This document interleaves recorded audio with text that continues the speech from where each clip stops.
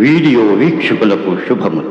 సహోదరులారా, ప్రపంచ పరిస్థితులు మారుతున్నాయి. లోకరాజ్యాల స్థితిగతులు పరిశీలిస్తే మానవుల స్వేచ్ఛాయుత జీవన విధానాలకు కంటకంగా ఉన్న కాలంలో అడుగుపెట్టి మానవత్వం దిగజారిపోయి భయం భయం ఏ క్షణం పేకలపై కత్తులు జారతాయో, ఏ రోజు తుపాకీ గుండ్లు గుండెల్లో దూసుకుపోతాయో, ఎక్కడ బాంబులు పేలతాయో, ఎక్కడ దాగాలో, ఏ దిక్కుపోవాలో తెలియని పరిస్థితి. అవును, ఇక కాలం చెల్లింది. యుద్ధ మేఘాలు కమ్ముకుంటున్నాయి. అంతర్గత పోరాటాలు, నిరసన తెగలు, రక్తంతో తడుస్తున్న నేల, మరణాలు, సవాలకు, భయం భీతి కలిగించే వార్తలు, కల్లోలం, ప్రపంచమంతా అల్ల కల్లోలం. ఇలాంటి రోజులు రాకూడదని అనుకుంటాం, కానీ ఆ రోజులు వచ్చేశాయి. ఇలాంటి రోజులు వస్తాయని క్రీస్తు ప్రభువు రాకడ ముందు లోకం ఇలానే ఉంటుందని చెబుతున్నాయి అంత్యకాల ప్రవచనాలు. మత్తయి సువార్త 24వ అధ్యాయంలోని అంత్యకాల ప్రవచనాలు ఈ రోజులలో నెరవేరుతున్నాయి. 6-7 వచనాలు చూద్దాం. మరియు మీరు యుద్ధములను గూర్చి, యుద్ధ సమాచారములను గూర్చి వినబోదురు.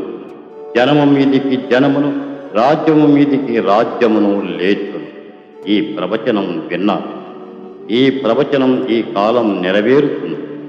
ఇజ్రాయేలు దేశం, ఇస్లాం దేశాల మధ్య నిరంతరం విశ్రాంతి లేని యుద్ధాలు, గాజాలో మరణఘోష.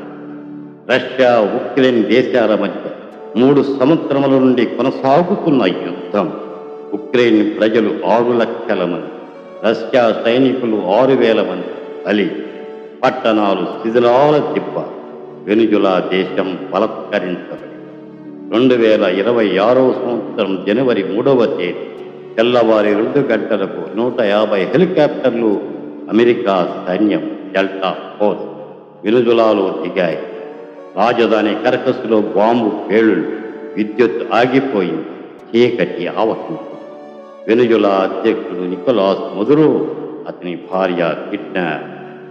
ఆఫ్ఘనిస్తాన్, అది ఒక దేశం.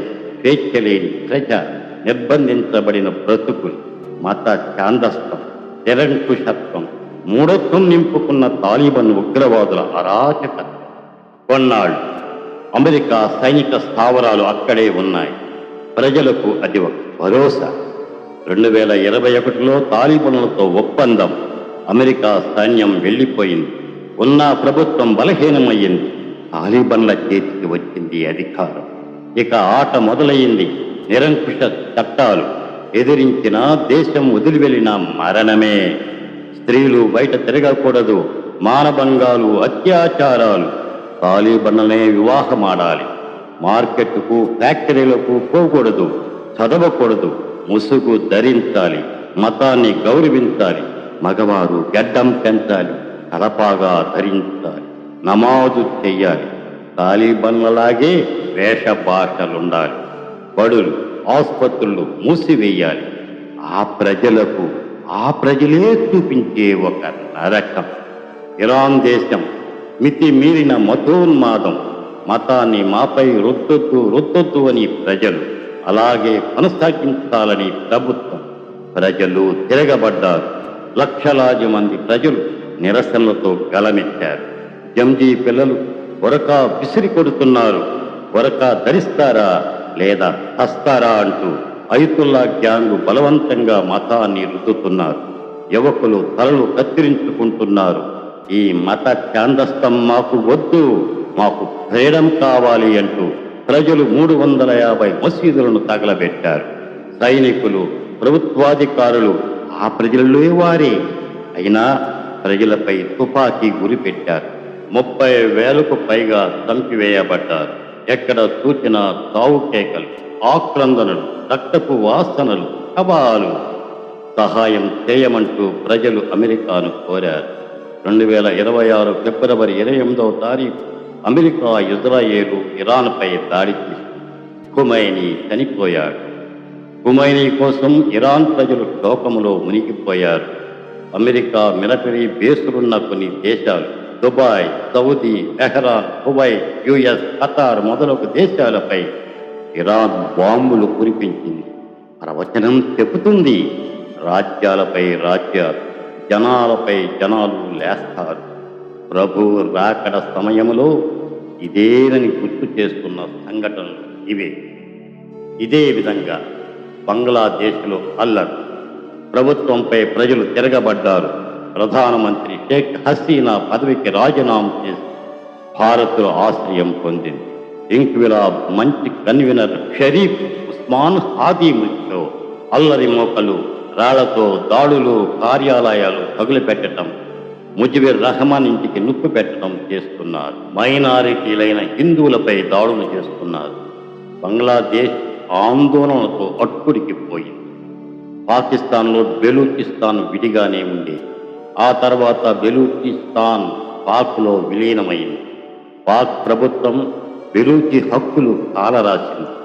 బెలూచి భూభాగంలోని వనరులు, ఖనిజ సంపద, గ్యాస్, కోల్, బంగారం, యురేనియం మొదలైనవి దోచుకుంటుంది. కానీ వారికి కనీస సౌకర్యాలు, విద్య, వైద్యం, నీరు, రోడ్లు, విద్యుత్ కల్పించకుండా చిన్న చూపు చూస్తుంది. అందుచేత తిరగబడ్డారు. బెలూచి లిబరేషన్ ఆర్మీగా చేపట్టిన ఆపరేషన్ హీరో 2 రణరంగం ప్రారంభించారు. హీరో అంటే చీకటి తుఫాను. ఆత్మాహుతికై 2 మహిళలు 200 పాకిస్తాన్ సైనికులను లేపేశారు. 48 గంటల్లో 14 నగరాలు, 48 ప్రదేశాలు ఒకేసారి దాడి. 100 మంది పాక్ సైనికులు హతం. 40 మసీదులు ధ్వంసం. ప్రభుత్వ భవనాలు, ఆఫీసులు ధ్వంసం. ఇప్పుడు మరలా క్రొత్తగా ఆఫ్ఘనిస్తాన్కు, పాకిస్తాన్కు యుద్ధం జరుగుతుంది. సహోదరులారా, ప్రపంచ వార్తలు వింటున్నారు. రష్యా, చైనా, నార్త్ కొరియా ఇరాన్కు సపోర్టుగా చేస్తాయని, ఇరాన్ అణుబాంబు ప్రయోగించుటకు సిద్ధంగా ఉందని, 3వ ప్రపంచ యుద్ధం వస్తుందని ఎన్నెన్నో వార్తలు. అసలు ఈ యుద్ధాలకు కారణం క్రీస్తు విరోధికి మార్గం ఏర్పరచడం కోసమే. ప్రపంచం అశాంతిగా ఉన్నప్పుడు వాడు రాజీ చేయటానికి వస్తాడు. ఈ సంగతులు చూచుతున్నప్పుడు దేవుని రాజ్యము సమీపముగా ఉన్నదని భావించగలరు. తదుపరి వీడియోలో దూషణలు, హత్యలు అనే ప్రవచనాన్ని గురించి తెలుసుకుందాం.